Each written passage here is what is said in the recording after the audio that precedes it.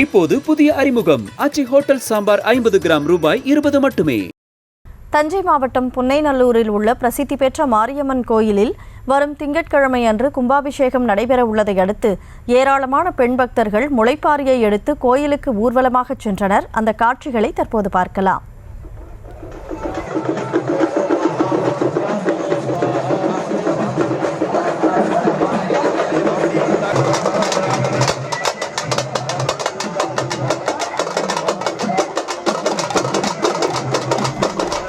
இதுகுறித்த கூடுதல் விவரங்களோடு இணைகிறார் நமது செய்தியாளர் ராஜ்குமார். ராஜ்குமார், வணக்கம். இந்த ஊர்வலத்துடைய சிறப்பம்சம் என்ன, முழு விவரம்? கனிமொழி, அதாவது தஞ்சாவூரை அடுத்து புன்னைநல்லூர் மாரியம்மன் ஆலயம் தமிழகத்தில் உள்ள பிரசித்தி பெற்ற அம்மன் ஆலயங்களில் ஒன்றாகும். இங்கு அம்மன் புற்றுமணல் ஆனதால் அபிஷேகம் ஏதும் நடைபெறாது. 5 ஆண்டுகளுக்கு ஒரு முறை தைலாபிஷேகம் மட்டுமே நடைபெறும். இத்தகைய சிறப்பு வாய்ந்த இந்த ஆலயத்தில் 21 ஆண்டுகளுக்கு பிறகு குடமுழுக்கு விழா நாளை நடைபெற உள்ளது. இதனை முன்னிட்டு பூண்டி, அருள்மொழிப்பேட்டை, புன்னைநல்லூர் உள்ளிட்ட 16 கிராமங்களைச் சேர்ந்த 5000த்திற்கும் மேற்பட்ட பெண்கள் கலந்து கொண்டு முளைப்பாரி சீர்வரிசையும் எடுத்துக்கொண்டு கோயிலுக்கு வந்தடைந்தனர்.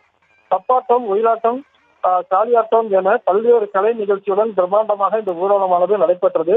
அப்போது காண்போரை மெய் சிலிக்க வைத்தது. கனிமொழி, நாளை காலை இந்த கோயில் கும்பாபிஷேகமானது நடைபெற உள்ளது.